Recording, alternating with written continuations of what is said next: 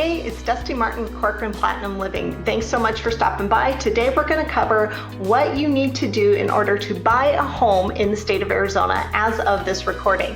Keep in mind, whatever I say here is going to be accurate for this point in time, and every couple years our laws and or our contract may change, or we may negotiate a different deal for you depending on the current market. So keep that in mind going forward as you watch this video.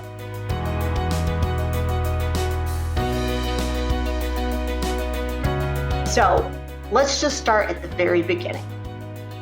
All right, the first thing, absolute, before you do anything else, is you need to find two people.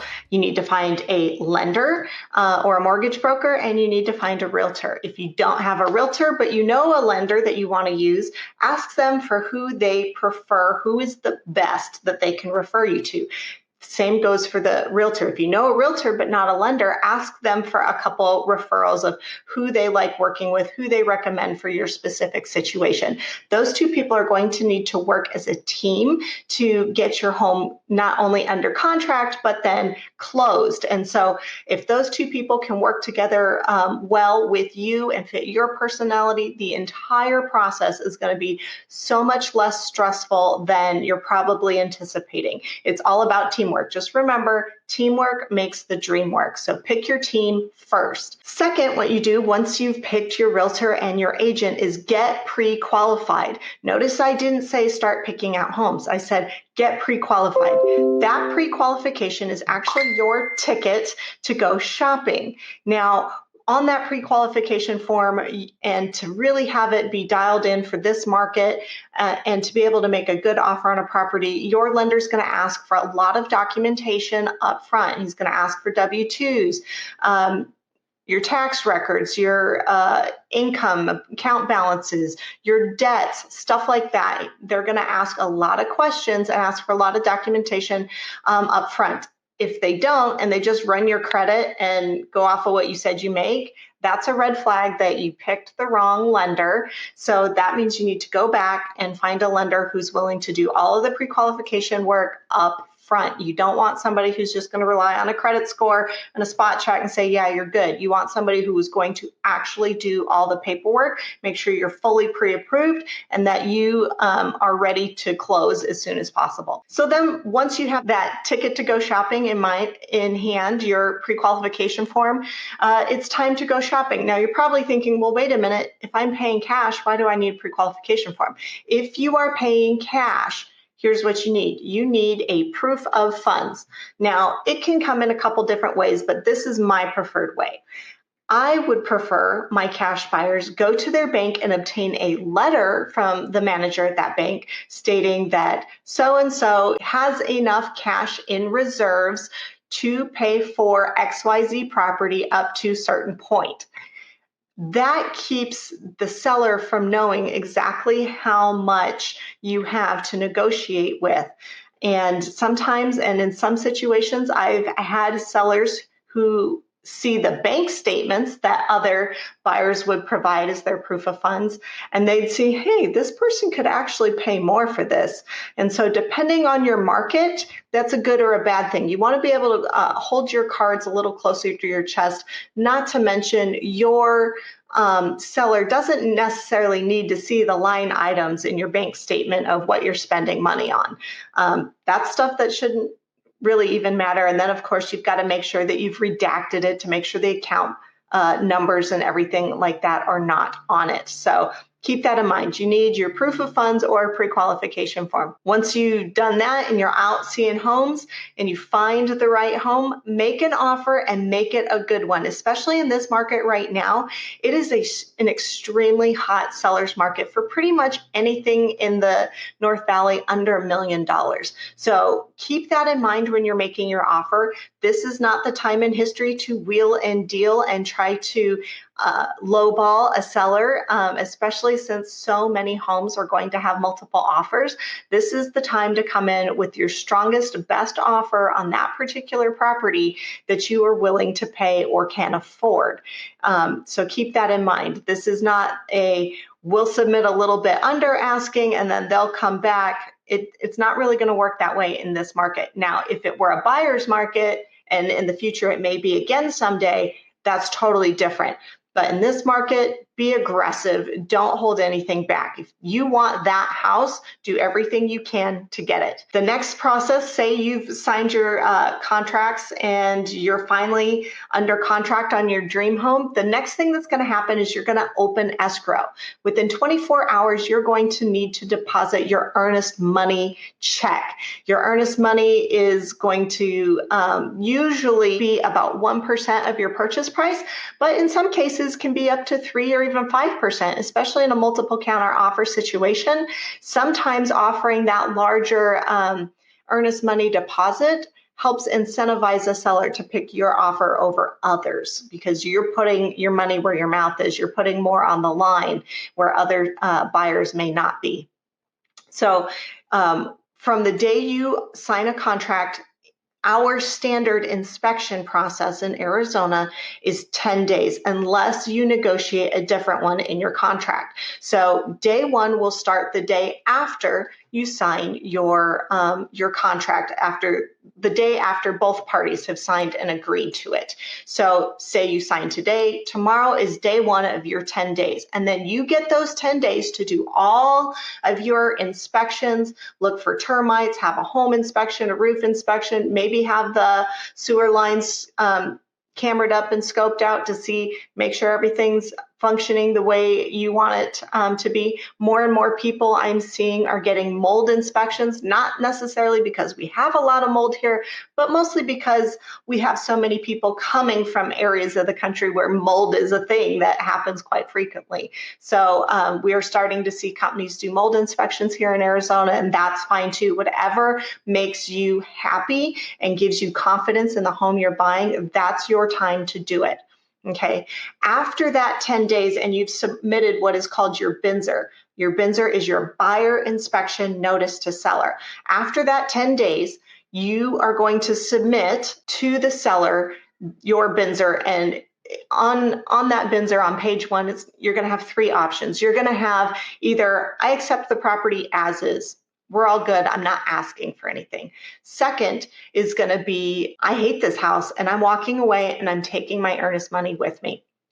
The third option is going to be, you know what? There's some things that need to be dealt with. And that's your opportunity to provide the seller an opportunity to fix or correct certain things that are not being done properly.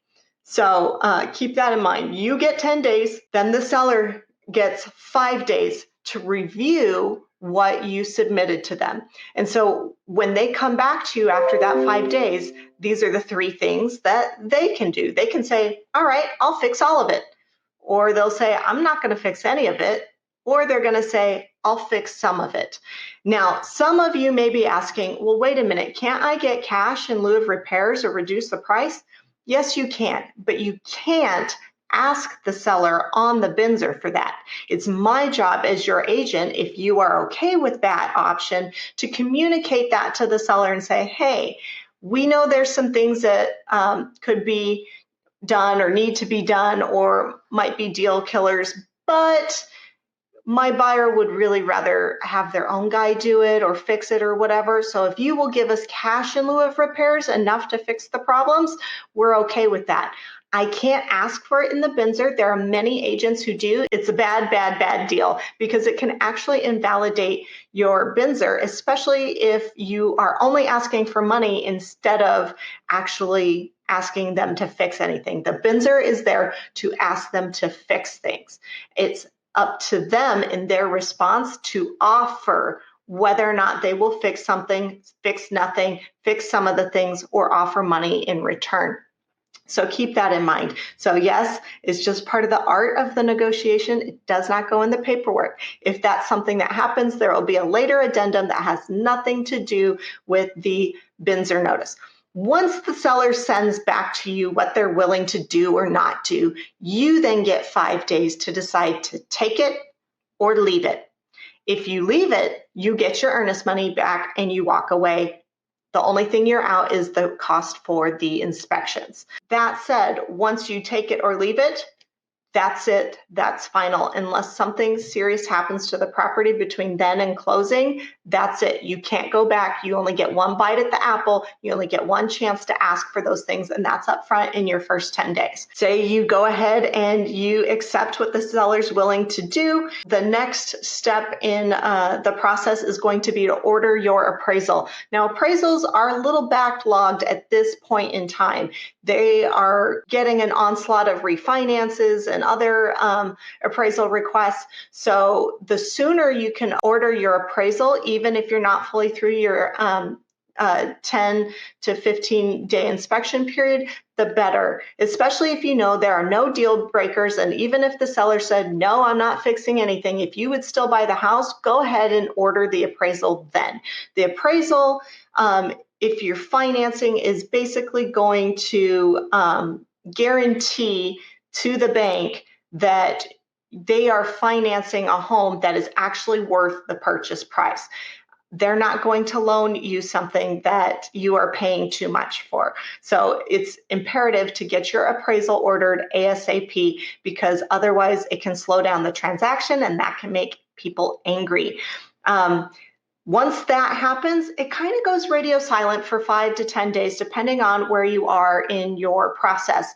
That's just the underwriter doing what they do, crossing T's, dotting I's, checking your income one last time, checking your credit one last time, making sure everything checks out about you, about the property, and so on and so forth. And a lot of buyers can get a little antsy then because you don't hear anything during that period, but it's totally normal. It's just the office monkeys doing what the office monkeys do. And so we just have to sit and wait and be patient. But once all that's done, a couple days from closing, then it'll be off to the races to set up your signing appointment so you can sign your closing documents and get on to COE or close of escrow. Now you're probably thinking, do I get the keys at signing? No, you don't. In Arizona, we sign our documents either the day of or a couple days ahead of time. And then the title company, the escrow company, they take that documentation, they wait for the funds to come in. Once all the accounts settle and everybody balances right and everybody's numbers match everybody else's, that part of the deal is all done. They then send it to the county recorder to be recorded publicly in the county database. Now, that process, once they click send over to the county, could be 20 minutes. It could be 5 hours. We don't know. The day of closing can take several hours, and it's just a waiting game depending on how busy the recorder's office is doing. I know it's very different from many other states where everybody has a big powwow. You've got the buyers, the sellers, the lawyers, the agents, and there's this huge group of people all in the boardroom signing documents and handing over keys, but we don't do it that way here in Arizona. So just keep that in mind. The other thing you might notice is I didn't mention a lawyer. In Arizona, our standard AAR, or Arizona Association of Realtors, contract is written by lawyers that our association drafts, and they check out and they change over time depending on what goes to court and how that plays out. But for the most part, Arizona agents are allowed to write their own contracts. So that gives us the ability to not really have to hire a lawyer unless A, you want one, or B, something goes south. And that's usually the point in Arizona when the lawyers do get involved, is either something's really complicated or you're selling it just like for sale by owner with a non-represented buyer, that kind of situation, or they something goes wonky, or it's a super complex multi-million-dollar deal or something where we need lawyers to like get involved and like hash some things out. But for a standard home purchase in Arizona, that's not something we do a lot of. By all means, if it makes you more comfortable, go ahead and do it. It's your money. And if that's what helps you sleep at night, that's fine too. I'm totally okay with that. But anyway, once you do that, once it's recorded, we get an email, a phone call, or text from our title officer saying, congratulations, it's recorded. The house is now yours. And that's the point where I get to give you your keys. If you have any questions, give me a call at 480-717-9405 or visit my website at dustymartinrealtor.com. Have a great day. Bye.